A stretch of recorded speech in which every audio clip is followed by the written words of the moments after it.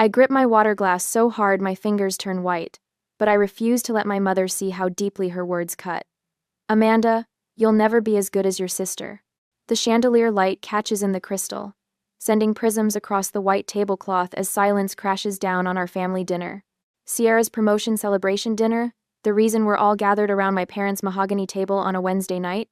The dinner I rushed to after a 10-hour workday, barely having time to change from my rumpled blouse to a fresh one. Mom, Sierra starts, but stops when our mother raises her hand. It's just fact, dear. Your sister chose stability over ambition. Nothing wrong with that, but we need to acknowledge reality. My father clears his throat, studying his plate of half-eaten salmon. Your mother's right, Amanda. Sierra's on track to make vice president before 30. Different paths. I look at Sierra in her crisp crimson dress, her hair perfectly styled even after a full day at the office. Then at our mother, wearing the pearl necklace I bought her last Christmas, the one she claimed was nice but not really my style, before wearing it to every one of Sierra's events. Something snaps inside me. 2 years of swallowed words rise in my throat. I stand, open my purse, and pull out the mortgage statement I'd been carrying for 3 days, waiting for the right moment. There is no right moment for this. I've been paying your bills for 2 years, I say, placing the paper on the table, including this house. My mother's eyes widen briefly before she composes herself. She waves her hand dismissively, the gesture so familiar it makes my stomach clench. That's what family does. Sierra needs to focus on her career. My mind flashes back to Sierra's college graduation 6 years ago.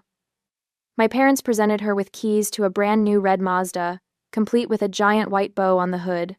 Later that afternoon, they handed me a gift bag containing a coffee mug printed with my alma mater's logo.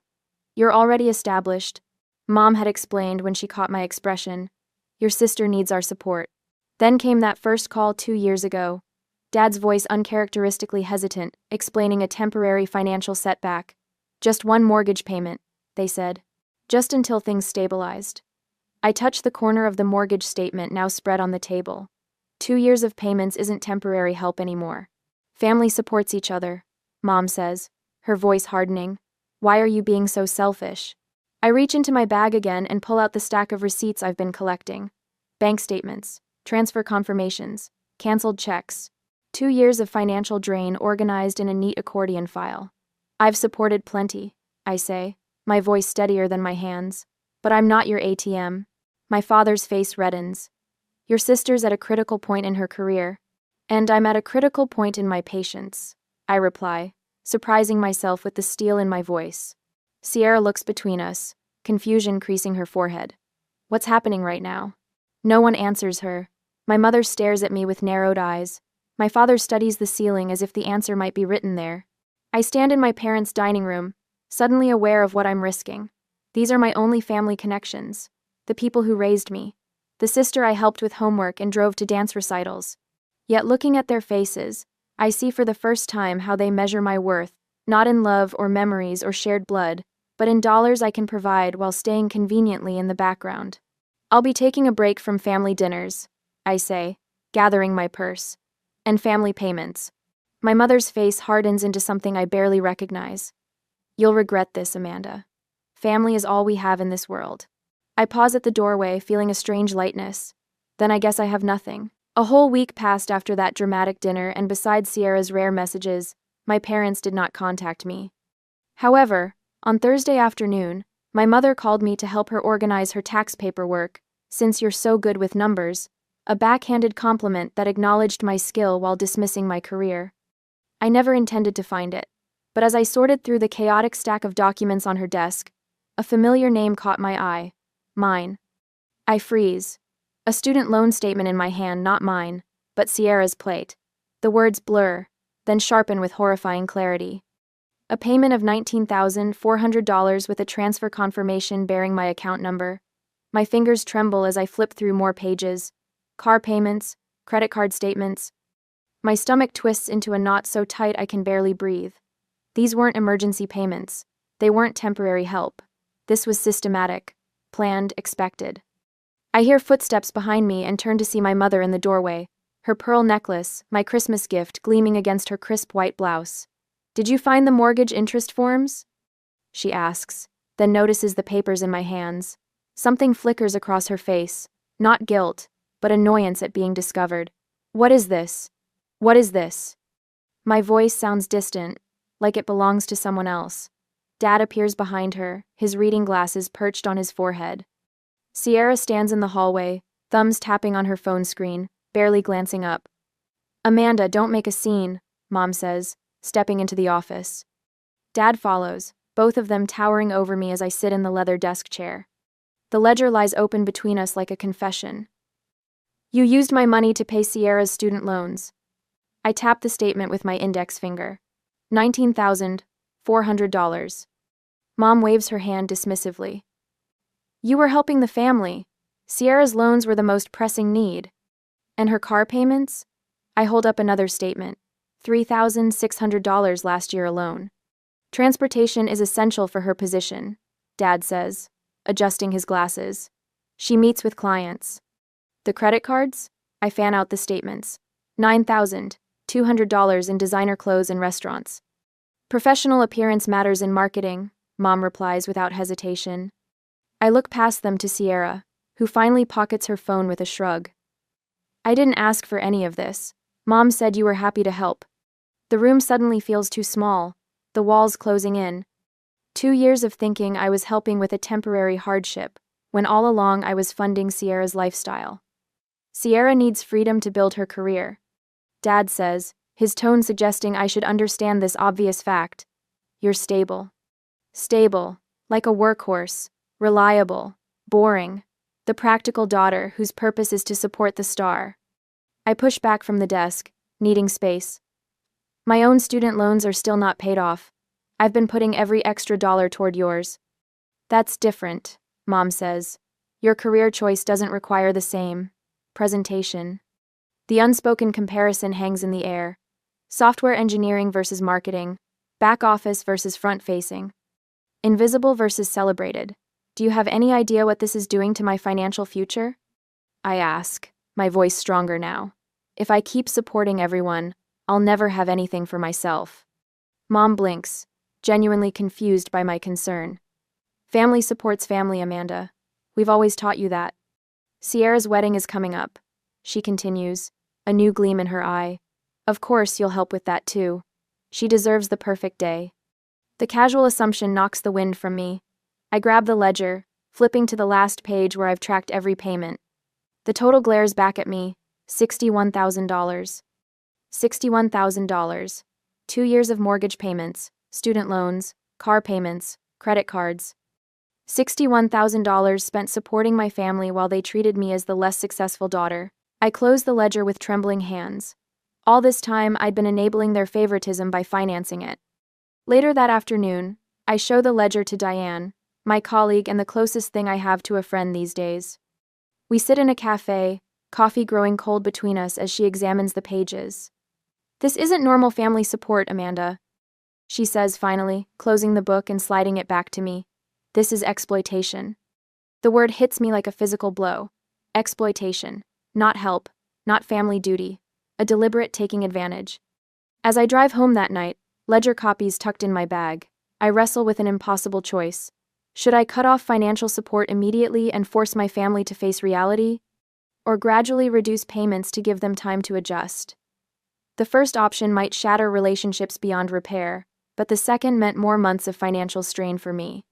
What would you do when the people who should love you unconditionally only value what you can give them? Next Wednesday morning, at work, my phone buzzes with the 5th call from my cousin this week.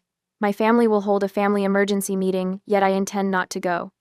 I silence the phone and slide it face down on my desk, watching the screen light up again almost immediately. The Morris family reunion is apparently all anyone can talk about. Are you avoiding someone? Diane asks from her cubicle, eyebrow raised. My mother organized a family reunion without telling me, I say, rubbing my temples. Now she wants me to fund it. Diane's eyes widen. The nerve after everything else they've taken. I nod, opening my email to find 3 messages from aunts and uncles I haven't spoken to in months. Each contains subtle variations of the same request. The family needs help. And apparently, I'm the designated helper.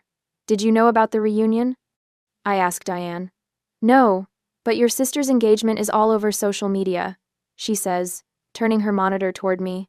Your mother tagged everyone except you.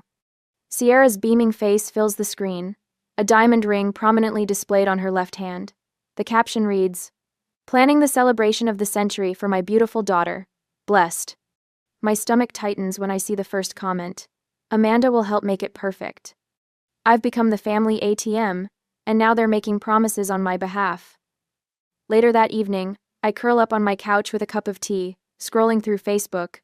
My thumb freezes over a photo posted 5 weeks ago, my parents and Sierra posing in front of the Las Vegas sign, cocktails raised in celebration. The timestamp shows it was taken during the weekend. I worked overtime to cover an emergency property tax payment for their house. They went to Vegas with my money while telling me they couldn't make ends meet. In the days that follow, sleep becomes a luxury I can no longer afford. Night after night, I lie awake, calculating numbers, how much I've given, how much they've asked for, how much I have left. The weight of financial worry presses against my chest until breathing becomes difficult. During meetings at work, I catch myself drifting away, thinking about the second notice on my own student loan payment, while Sierra's loans are paid in full with my money. You look exhausted. My boss commented one Thursday morning, after I missed a deadline for the first time in 3 years. I'm fine, I lie, but the dark circles under my eyes tell the truth. I start keeping a journal, every phone call, every request, every dollar transferred. The small leather-bound book becomes my constant companion. In its pages, I document the pattern of manipulation that has shaped our family dynamic for years.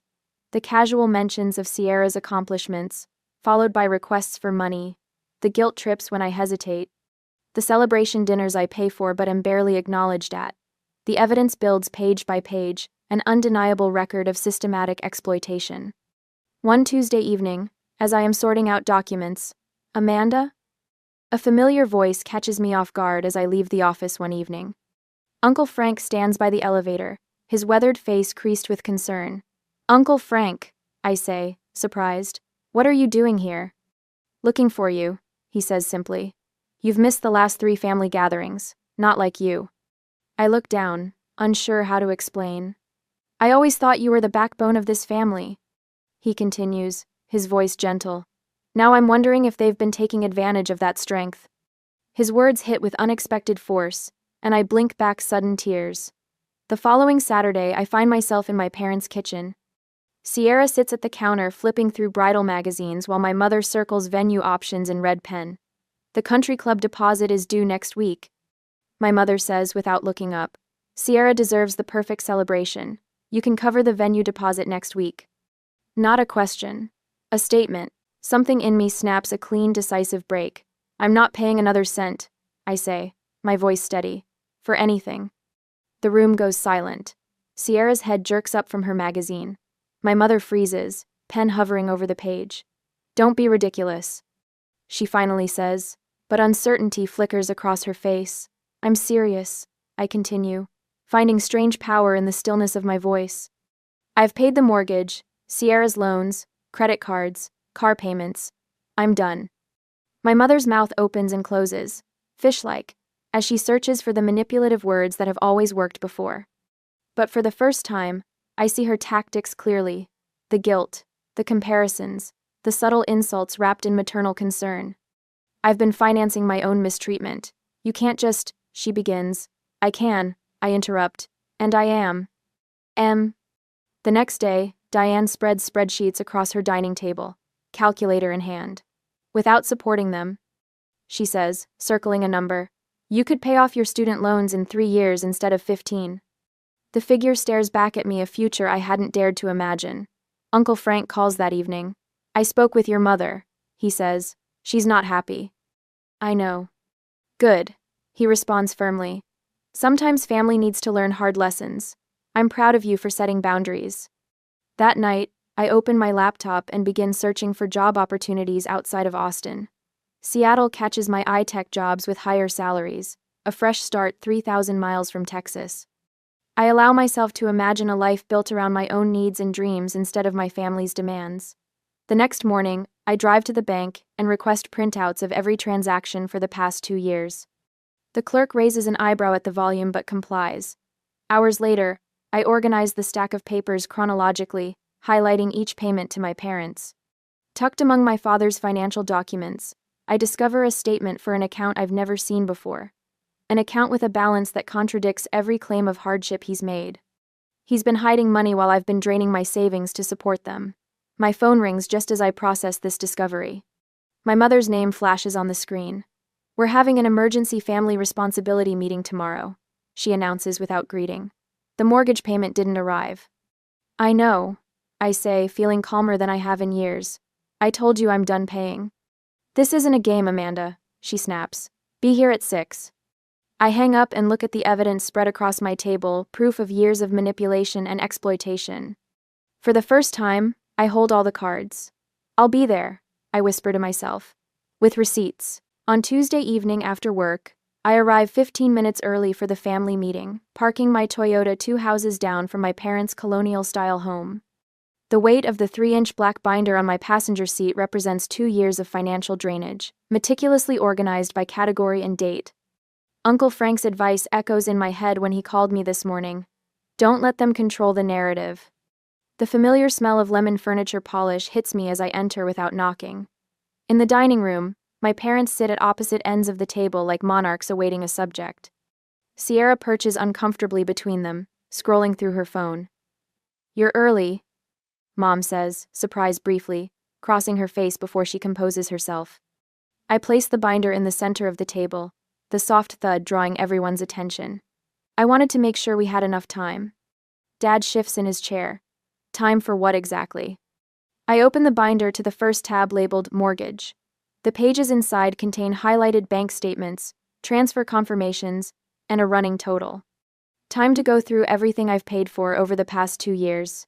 My voice sounds different, controlled, businesslike. Let's start with the mortgage. 24 payments at $1,200 each. That's $28,800. Mom's eyebrows shoot up. That can't possibly be right. I flip to the next section. Student loans. Sierra's, not mine. $19,400. Dad's face pales as he glances toward the binder. His fingers drum against the polished mahogany. Car payments for Sierra's Mazda. $3,600. I turn another page. And finally, credit card bills, mostly for clothing, restaurants, and Sierra's work trips. $9,200. Sierra's phone slips from her hand, clattering against the table. That's more than I make in 3 months. The grand total, I say, turning to the summary page with the figure highlighted in yellow, is $61,000. Mom's lips press into a thin line. You're exaggerating. Half those payments were gifts. You offered to help. I have proof for every dollar. I pull out a manila folder containing copies of every check, every transfer receipt. The stack lands with a satisfying thickness beside the binder. Would you like to go through them one by one? This is ridiculous, Dad mutters, but his eyes avoid mine. Sierra reaches for the folder, paging through the evidence with trembling fingers. Her usual confidence evaporates as she stops at a credit card statement, showing charges for her interview suits. I had no idea, she whispers. Mom said you were happy to help, Sierra continues, looking up with confusion clouding her eyes. She said you wanted to contribute because you had extra money with your tech salary. Extra money? My laugh comes out harder than intended. I still have my own student loans to pay off. I've been putting off dental work because I couldn't afford it. There was never extra money. When Sierra asks me why I never told her how much I was contributing, I hesitate. Should I explain that our parents had sworn me to secrecy to protect her confidence, or was it better to let her discover their manipulation on her own? Before I can decide, the doorbell rings. Perfect timing. Mom rises, smoothing her cardigan. We're in the middle of something. That would be Uncle Frank, I say. I asked him to join us.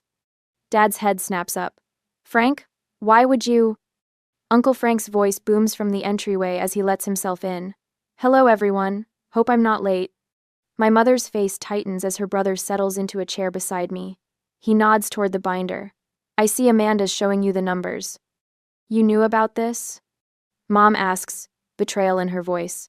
I suspected, Uncle Frank says, his normally jovial tone serious. Family helps each other in emergencies, not as a permanent arrangement. What you've been doing to Amanda isn't right, Elaine. The silence that follows feels like a physical presence in the room.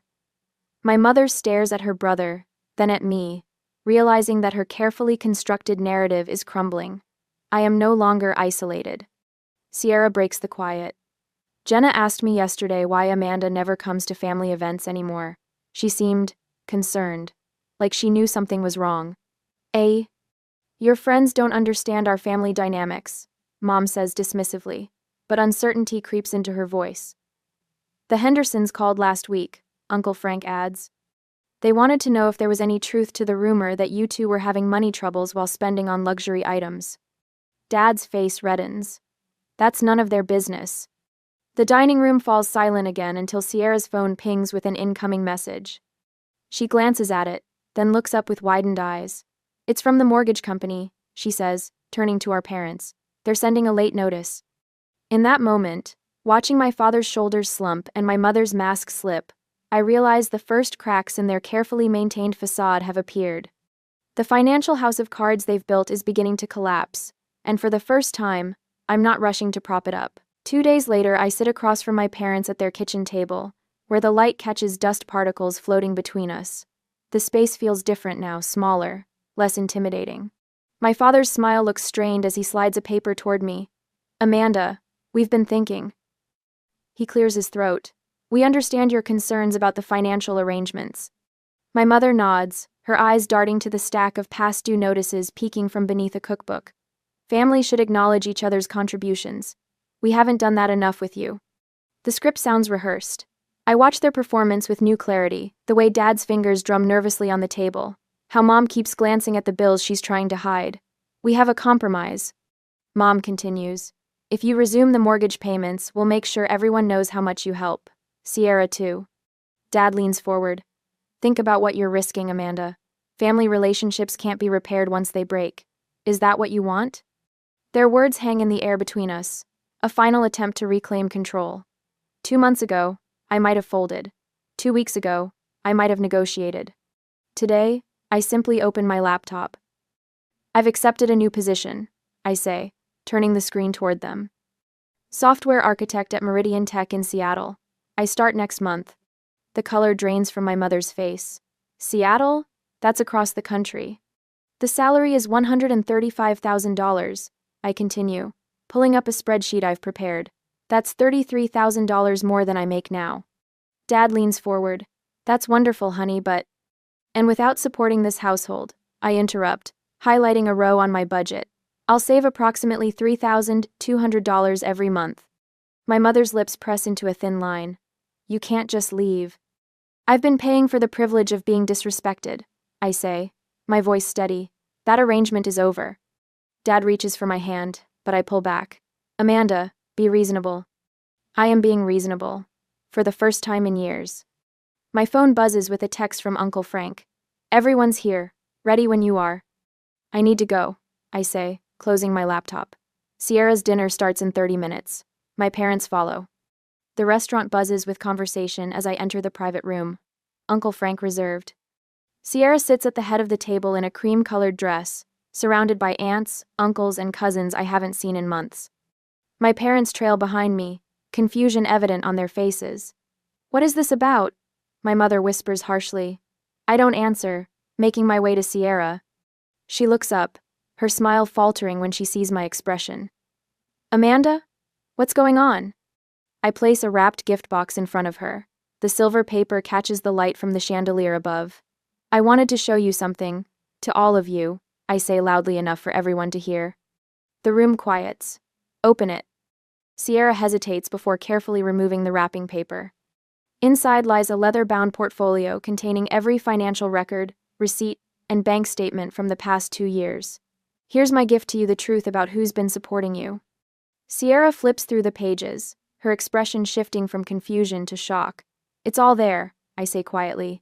$61,000 over 2 years. Sierra looks up, her eyes filling with tears. She turns to our parents, who stand frozen near the doorway. How could you? My mother steps forward. Sierra, this isn't the place. No, Sierra snaps, holding up a page. We need to fix this at this moment. Uncle Frank stands. Your sister has been carrying this family while being treated like she's less successful than you. Aunt Patricia gasps. Martha, is this true? My mother's face reddens as murmurs spread through the room. My father stares at the floor. Sierra pushes back from the table and walks to me, still clutching the portfolio. Her voice drops to a whisper. I never knew you carried so much for me. A tear slides down her cheek. From now on, live for yourself. The room watches in stunned silence as Sierra confronts our parents, demanding answers I've sought for years. I feel something loosen in my chest, a knot of resentment and obligation beginning to unravel. Later that week, I hear through Uncle Frank that my parents are considering selling their house. Without my monthly contributions, they can't afford the mortgage. Part of me wonders if any relationship with them can be salvaged, or if I even want to try. I tape shut another moving box in my apartment, marking it kitchen with a black marker. Seattle awaits a new job, a new home, a new start. As I wrap glasses in newspaper, I find the photo album I'd tucked away years ago. Opening it reveals faded pictures of family vacations, holiday gatherings, birthday celebrations, smiling faces that look like strangers now. I close the album and place it in a box labeled Undecided. 6 months later, the morning light streams through my Seattle apartment windows, painting my small dining table in warm gold. I stare at the notification from my student loan app balance reduced by another $2,400 this month. No mortgage payments for my parents, no credit card bailouts for Sierra. Just my own financial freedom, one payment at a time. My laptop chimes with an incoming video call. Diane's familiar face fills the screen, her Atlanta kitchen visible behind her. Look at you. Seattle suits you, she says, sipping coffee from her oversized mug. You seem different. I straighten my shoulders. I closed 2 major projects this quarter. Team lead says I'm on track for promotion by December. And no one taking credit for your work this time, Diane notes. I laugh, a real laugh that starts in my belly and rises without restraint. It's strange not having to downplay my success to avoid making someone else feel bad. Quote, what about that hiking group you mentioned? We're planning a weekend trip to Mount Rainier next month. I hesitate, then add, and I've been seeing someone. Nothing serious yet, but you're allowing the possibility. Diane's smile widens. That's the real victory. Later that evening, I slip into a sage green dress for my company's gathering dinner. As I adjust my simple gold necklace, I notice my reflection shoulders back, chin lifted, eyes clear. The woman who left Austin 6 months ago would have hunched slightly, making herself smaller. The banquet room buzzes with conversation when I arrive. My department head waves me over to a table near the front. There she is, she announces to the group. Amanda's client satisfaction scores were the highest in the company this quarter. The Reynolds account specifically requested her for their next phase. A round of applause follows. My cheeks warm, but I don't deflect or diminish the praise. I simply say, thank you. I'm proud of the work we've done. When the woman beside me asks about family, the question doesn't twist my stomach into knots like it once would have.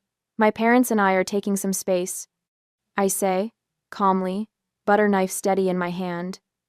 My sister and I are finding our way to a more honest relationship.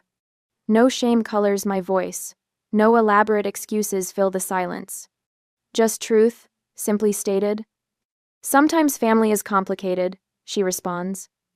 Yes, I agree. And sometimes it's exactly what it appears to be. The weekend brings Diane and Uncle Frank to Seattle. We gather in my small living room, takeout containers scattered across my coffee table. Uncle Frank raises his glass of Pinot Noir. To Amanda, he says, who taught me it's never too late to choose your real family. Diane chimes in, to building the family you choose, not just accepting the one you were born into. We clink glasses as I absorb their words, feeling the truth of them settle into my bones. The following Tuesday, an unexpected email appears in my inbox. Sierra's name in the sender field makes my finger hover over the delete button, but curiosity wins. I took over Mom and Dad's mortgage payments last month, she writes. They weren't happy about it. Dad actually suggested I ask you to help out until I get established. I told him I've been established for years, just never financially independent. That's changing now. The email continues, detailing her struggles with budgeting and financial responsibility. It's harder than I expected, she admits, but also more satisfying. I think I understand now what you've been trying to tell me. I read the final paragraphs twice. Mom and Dad want to visit you. I told them that's your decision, not mine.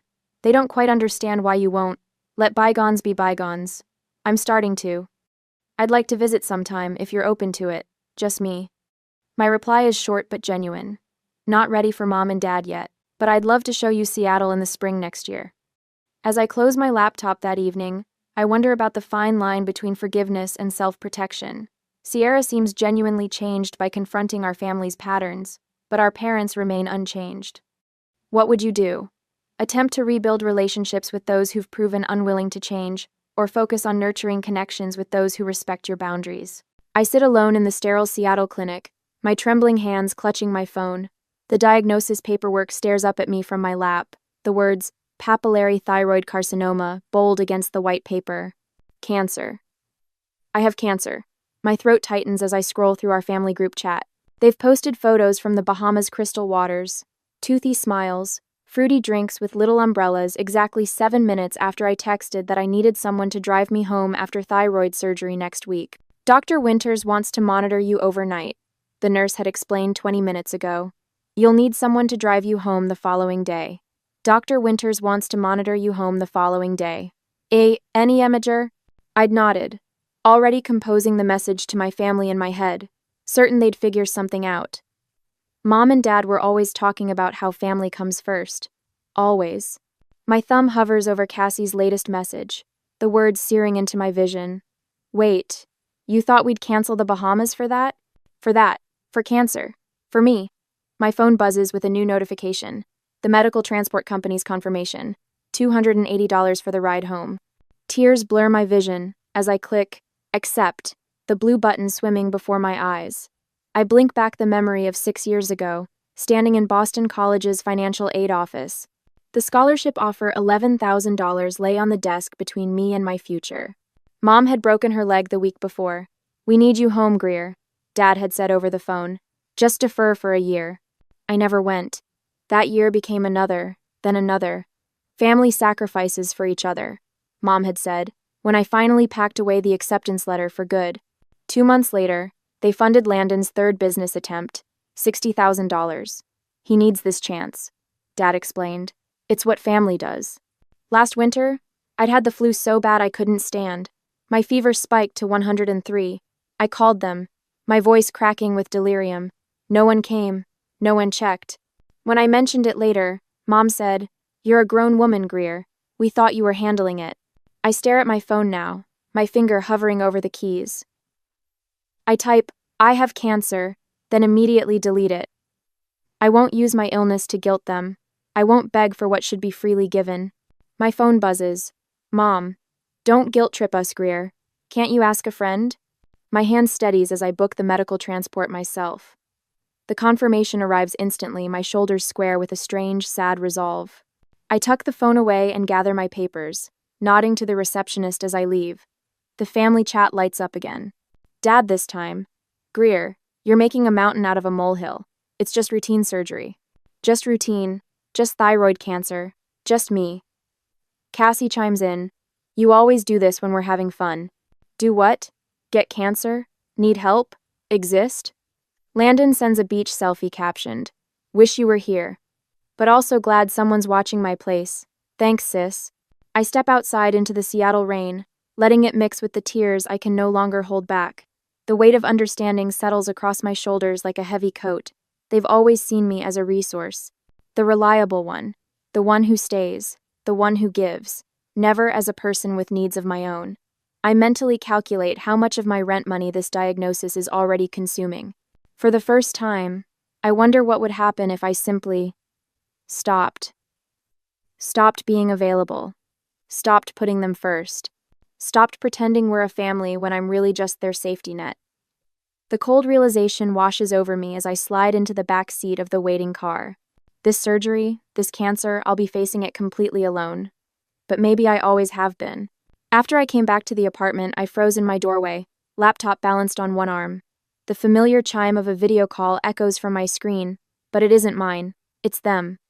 The family group call I wasn't invited to join, but Mother mistakenly added me somehow. My mother's laughter spills through my speakers before I can mute it. A technical glitch syncing my devices has connected me to their world uninvited. I'm a ghost in their gathering. It's just thyroid surgery. Cassie's voice rings clear. the beach sunshine painting her shoulders golden. Not like she's dying or anything. My hand trembles against the doorframe. Just surgery. Just cancer. I need to focus on my startup pitch that week anyway. Landon adds, sipping something fruity from a coconut. The investors won't reschedule just because Greer's having a procedure. The word procedure hangs in the air like smoke. I think of the $13,500 I transferred to his account 9 months ago. Money that was supposed to be for a down payment on a real apartment, not this closet I call home. This is the one, Greer, he'd promised. The business that'll change everything. Mom adjusts her sun hat. Let's talk about dinner reservations instead. My finger hovers over the disconnect button as Dad chimes in about some beachfront restaurant. I click, and silence floods my apartment. I sink onto my couch, scrolling back through weeks of family chat history. There they are, dozens of call notifications I never received. They've been meeting without me for months. Planning vacations, holiday gatherings, Sunday dinners. The truth settles into my bones like winter. I'm the family member they tolerate, not include. In my 420 square foot Tacoma apartment, I drag a kitchen chair to the bathroom and methodically relocate essentials from high shelves to the counter. Toothpaste, gauze, prescription bottles. My throat aches at the thought of reaching after surgery. My phone buzzes. Another vacation photo from Cassie, her feet propped on a lounge chair, ocean in the background. Missing this yet? The caption reads, "The doorbell startles me." I open it to find my sister's terrier, Cooper, straining at his leash, Cassie already retreating toward her car. "You'll be home anyway, right?" She calls over her shoulder, dropping the leash handle and a bag of dog food at my feet. "Just for the week." "Thanks." Her car pulls away before I can remind her about my surgery. Before I can tell her that Cooper barks at Clover until my cat hides beneath the bed for hours. My phone rings. "Mom, Greer, I need your help with these vacation photos. They're not uploading properly to my Facebook page." I balance the phone between my ear and shoulder, Cooper's leash in one hand, the surgery preparation instructions in the other. "Mom, I'm getting ready for." "It'll just take a minute. I want to share these before we get to the restaurant." I don't mention the surgery. She knows. She just doesn't want to acknowledge it. A text from Landon pings while I'm walking Mom through the photo upload process. "Can I borrow your Canon for vacation memories?" Mine's acting up. Not a word about the surgery. Not a single question about how I'm feeling. At my pre-op appointment the next day, Dr. Winters reviews potential complications, his voice measured and clinical. There's a possibility of voice changes or loss. The recurrent laryngeal nerve runs close to the thyroid. You'll need someone to help communicate for you if that happens. I nod, thinking of the empty apartment waiting for me, the whiteboard I've already purchased. "Any questions about post-operative care?" he asks, glancing at the empty chair beside me. "The medical transport," I begin, my voice smaller than I intend. "It's $280. Will my insurance cover any of that?" His eyes soften. "Unfortunately, no. Insurance covers the procedure, but not transportation." I swipe my credit card later at the billing desk, mentally calculating how close this puts me to missing rent. The clerk hands me a receipt with a sympathetic smile. "Is there anyone who can stay with you the first night home?" she asks. "My neighbor, Mrs. Peterson, will check on my cat." I offer, as if that answers her question. "I mean for you," she clarifies. "There are potential complications: bleeding, difficulty breathing that require immediate attention." I stare at the pattern in the carpeting.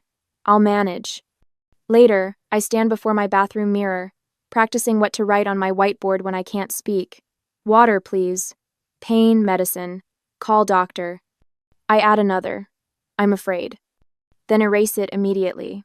The emotional toll settles over me as I place post-it notes around my apartment with instructions for myself.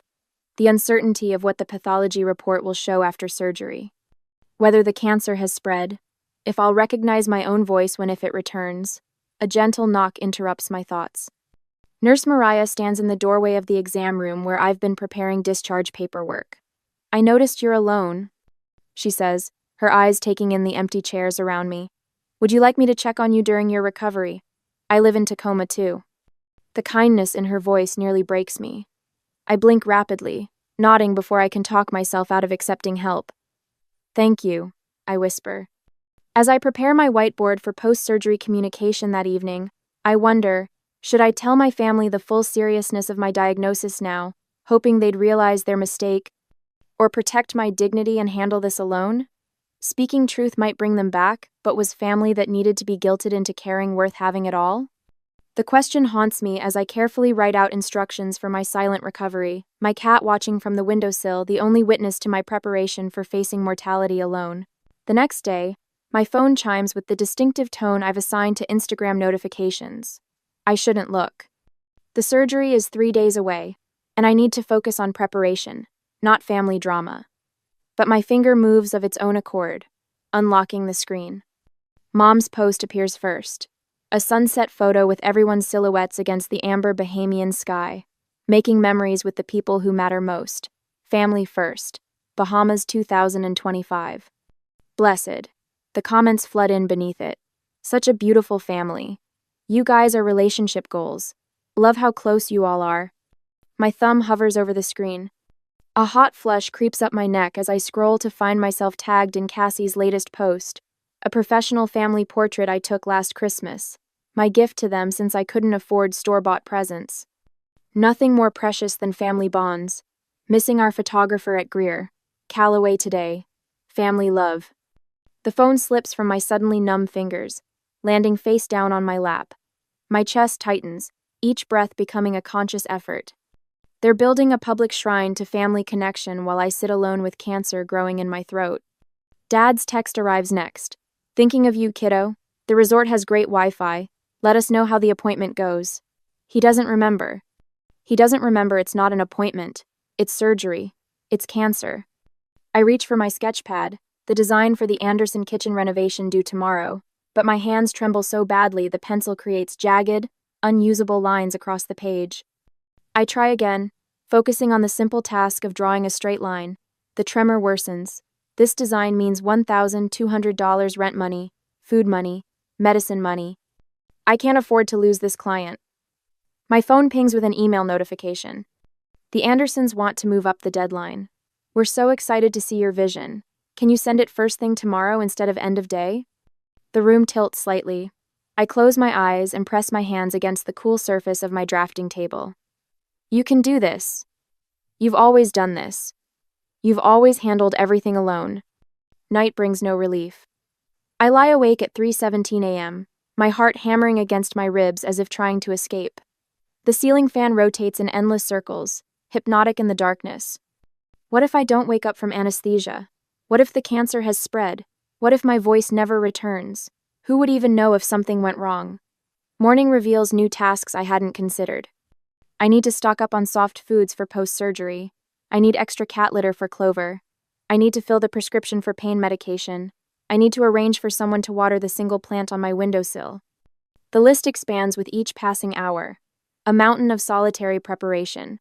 I arrange my apartment with meticulous care, placing essentials at arm's reach beside the sofa that will become my recovery bed.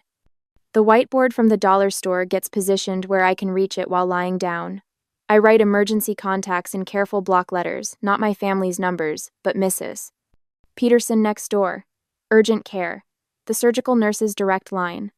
Beside the whiteboard, I place a small bell, its cheerful tone at odds with its purpose, a lifeline when I won't be able to call out. A knock at my door startles me. I'm not expecting anyone.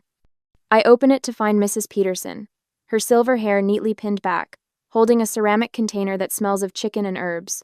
Homemade soup, she says, pressing it into my hands.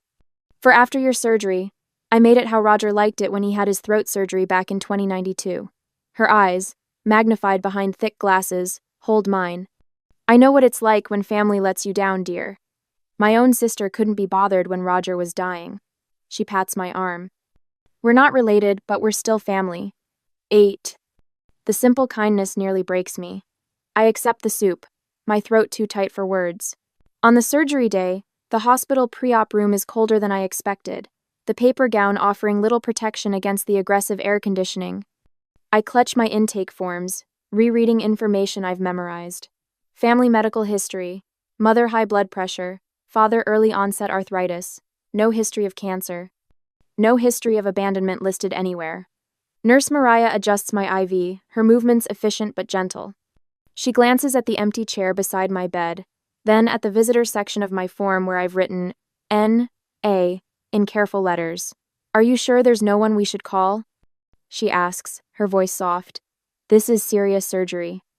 "I'm fine," I say automatically, the words practiced and hollow. "The doctor mentioned potential voice changes," she continues, checking my blood pressure. "Having someone here would help with communication afterward. Pride keeps my tears at bay, but just barely. I've got it covered." Nurse Mariah sits on the edge of my bed, something shifting in her professional demeanor. When I had my appendix out last year, my husband was deployed overseas. I thought I could handle it alone. She adjusts her scrubs. I was wrong. The monitor beeps steadily beside us, marking heartbeats of silence. "Okay," I whisper finally. "If something happens, they need to know." My voice breaks on the last word, and with it, something inside me cracks open. I shouldn't have to face cancer alone. Nurse Mariah's hand finds mine, warm and steady. "No, you shouldn't, and you won't." She squeezes my fingers once, then stands with new purpose. Across town, Mrs. Peterson enters my apartment with the spare key I left her. She places Clover's favorite mouse toy on the floor, then sets up the small webcam I purchased so I can see him from the hospital. "Come on, handsome," she coos to my confused cat. "Your mom needs to see you're okay." In a quiet corner of the hospital chapel, the chaplain sits with me before they wheel me to surgery. He doesn't speak, doesn't offer platitudes or prayers. He simply holds my hand, his weathered palm cradling mine in the silence, a stranger offering more comfort than blood ever has. The contrasts aren't lost on me. The neighbor I exchange occasional pleasantries with sets up care for my cat. The nurse I met hours ago advocates for my needs.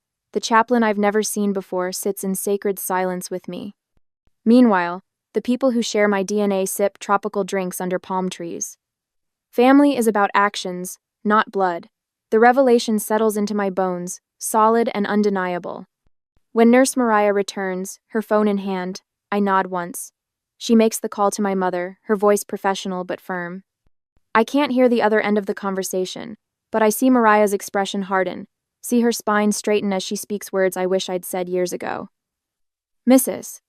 Calloway, your daughter is about to undergo surgery for thyroid cancer. She will be unable to speak afterward and has no one here with her." The anesthesiologist arrives, adding something to my IV. Warmth floods my veins as the room begins to soften around the edges. I feel tears sliding down my temples into my hair, but for once, I don't fight them. The surgeon appears above me, masked and confident. "We're ready to begin," he says as the monitors beep their steady rhythm in the background. For the first time in my life, I'm not facing a crisis alone. It took cancer to teach me that family isn't who shares your blood, it's who shows up when you're bleeding. After the surgery was done, I woke up from the anesthesia. I float in and out of awareness as voices murmur around me. The ceiling tiles blur above me, harsh white squares that fade in and out of focus. The cancer was more extensive than we anticipated. A male voice says, "Complete thyroidectomy was necessary. We'll need pathology to determine if further treatment is required." My throat burns like I've swallowed fire. When I try to swallow, pain radiates from my neck to my jaw. Through the haze of anesthesia, I register the steady beeping of monitors and the soft rustle of medical charts. Nurse Mariah leans into my field of vision, her pen scratching across a clipboard. "I'm documenting everything, Greer. When you're more alert, I'll explain what the doctor found and what happens next." She pauses, patting my hand. "You're going to need these to communicate for a while." She holds up laminated cards with simple phrases: pain, water, bathroom, help. The reality of my silent recovery crashes into me. A whiteboard sits on the table beside my bed, waiting for longer messages my voice can't express. The medical transport driver is waiting. Another nurse says, "Surgery ran longer than expected, but he says there's no rush." Mariah nods. "Tell him we're keeping her overnight for observation. He'll take her home tomorrow."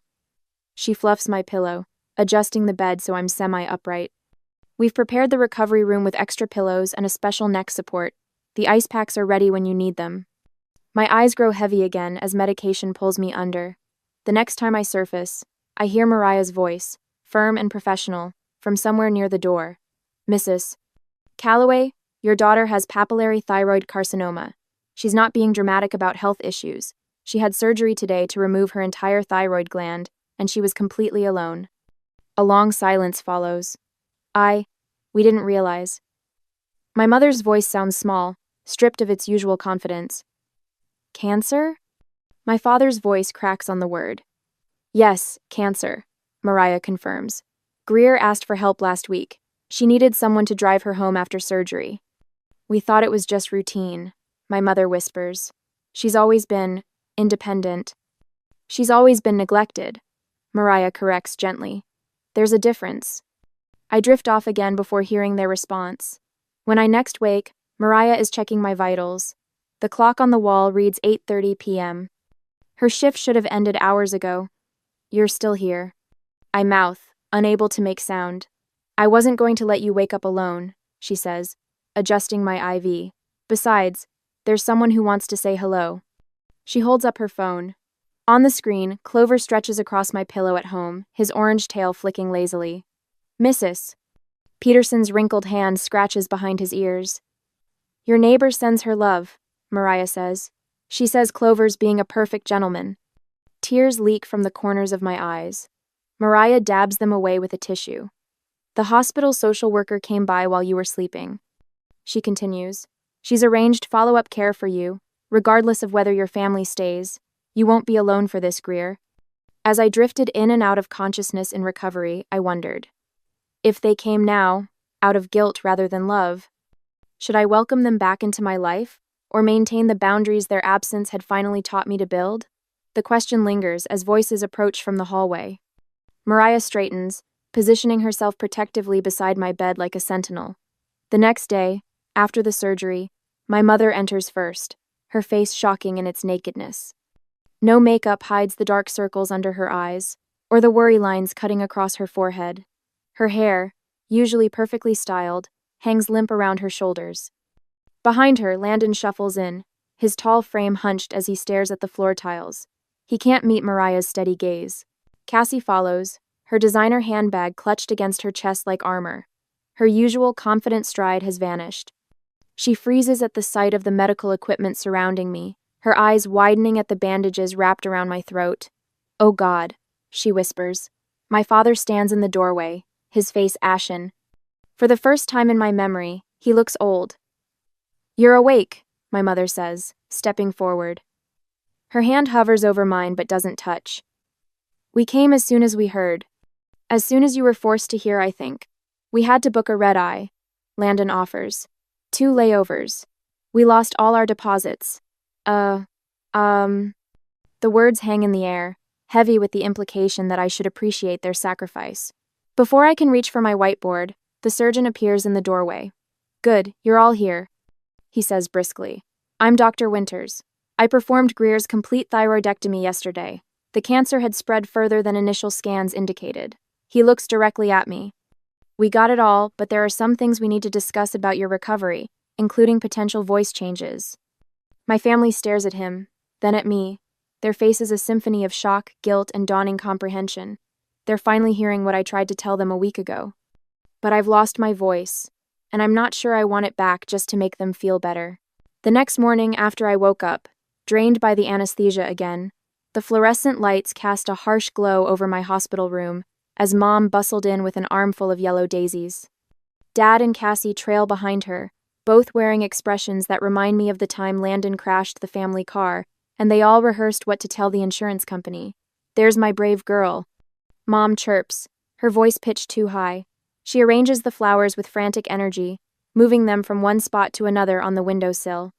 We're here now, so everything's fine. The bandage around my throat feels suddenly tighter.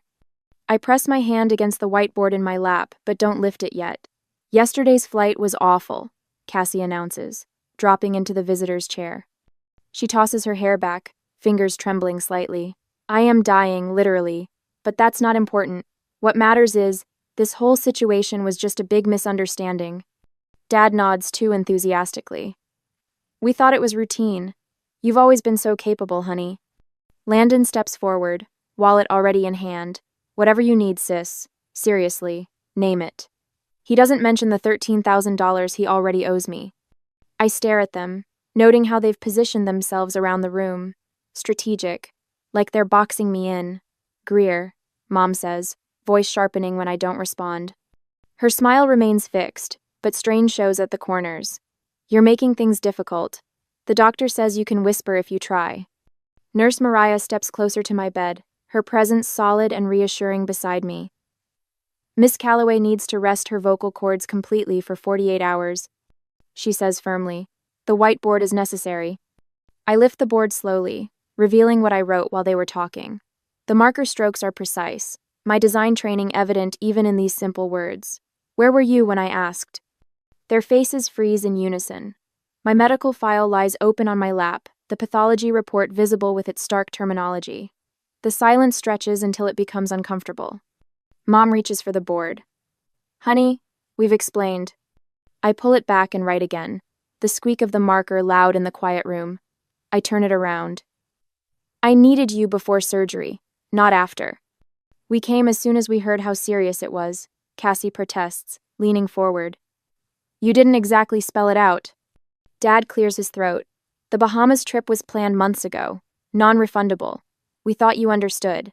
Nurse Mariah's hand settles on my shoulder. The weight grounds me as I erase the board and begin writing again, taking my time. When I finish, I hold it up carefully, making sure they all can see.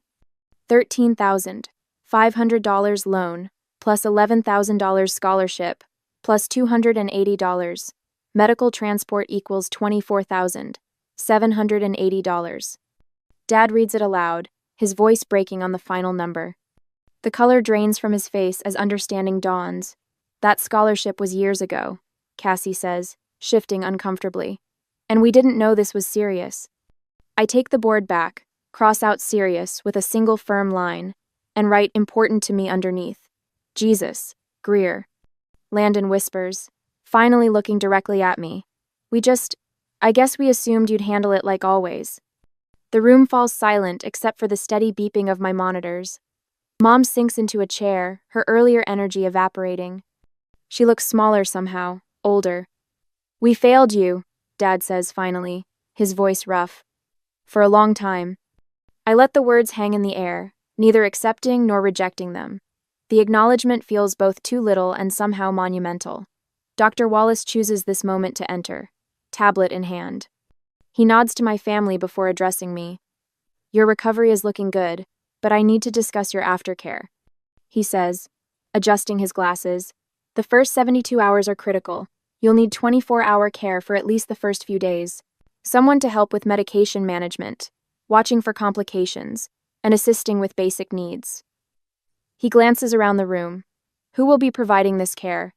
5 sets of eyes turn to me.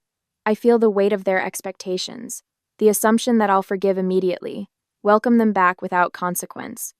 For a moment, I consider it the easier path of letting things return to normal. Instead, I write carefully on the board, I need to think. Then I turn toward the window, away from their stricken faces. In the reflection of the glass, I watch them huddle in the hallway outside my room, heads bent together in urgent discussion.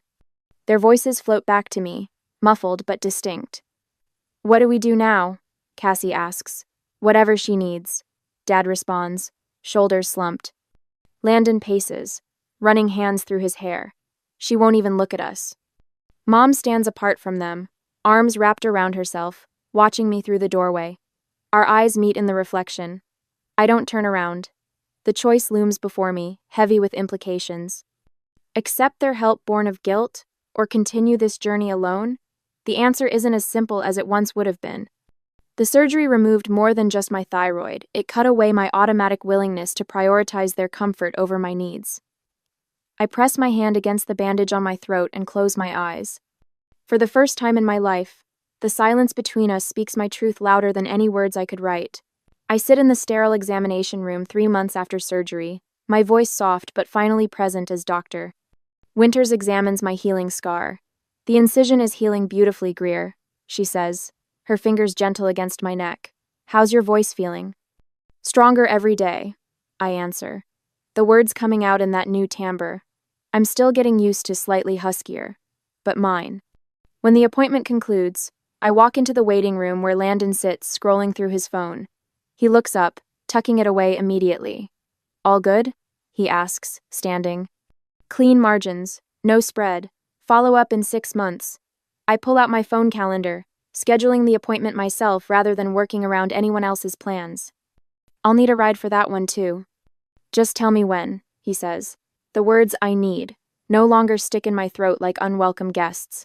They simply exist. No apology, no justification, trailing behind them. Outside, Seattle greets us with rare October sunshine. Landon walks beside me, maintaining the new rhythm we've established since the surgery presence, without pressure, support without expectation. My phone buzzes. Mom's name appears on screen with a message that feels like déjà vu. Minor outpatient procedure next Tuesday. Need someone to drive me home. 3 months ago, this message would have sent me into a tailspin of guilt-laced obligation.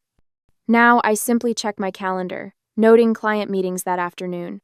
I can drive you home, but I have client meetings after 3 p.m. I type back. No guilt ripples through me as I hit send. No fear of rejection follows. The boundaries stand, neither defensive walls nor collapsing fences, just clear markers of where I begin and end. Later that evening, I arranged cheese and crackers on my coffee table, now moved to the center of my apartment rather than pushed against the wall to make room for everyone else's comfort but mine. Mrs. Peterson arrives first, her silver hair freshly styled, followed by Nurse Mariah still in scrubs from her shift. The hospital chaplain, Bernard, arrives last with a bottle of sparkling cider. To our 3rd monthly gathering, he announces as we lift our glasses. To the family we choose and the strength we find, Mrs. Peterson adds, her eyes crinkling at the corners. We exchange small gifts, a handmade bookmark from Bernard, a tiny potted succulent from Mariah, a hand-knitted scarf from Mrs. Peterson. My contributions are small watercolor paintings of places meaningful to each of them. Never thought cancer would bring me better friends than 30 years of being a good daughter, I say. Mariah squeezes my hand. Sometimes we need earthquakes to reveal the solid ground.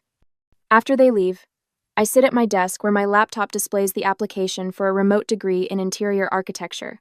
The program I abandoned 6 years ago has evolved, now offering exactly what I need.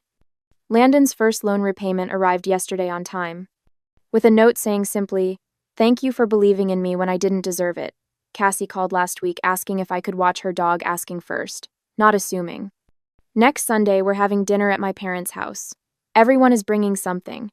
No assumed sacrifices, no expected martyrdom. My finger hovers over the submit button on my application, the light catching on my neck where the scar is fading but will always remain visible, a reminder of both pain and turning point. As I press down, I wonder if forgiveness means forgetting, or simply moving forward with new understanding. Is it possible to rebuild a relationship once you've seen its true foundation, or is it wiser to construct something entirely new on honest ground? The confirmation page loads, bright against the darkening evening sky. Whatever comes next, I'll face it with my voice reclaimed, respected, and finally heard.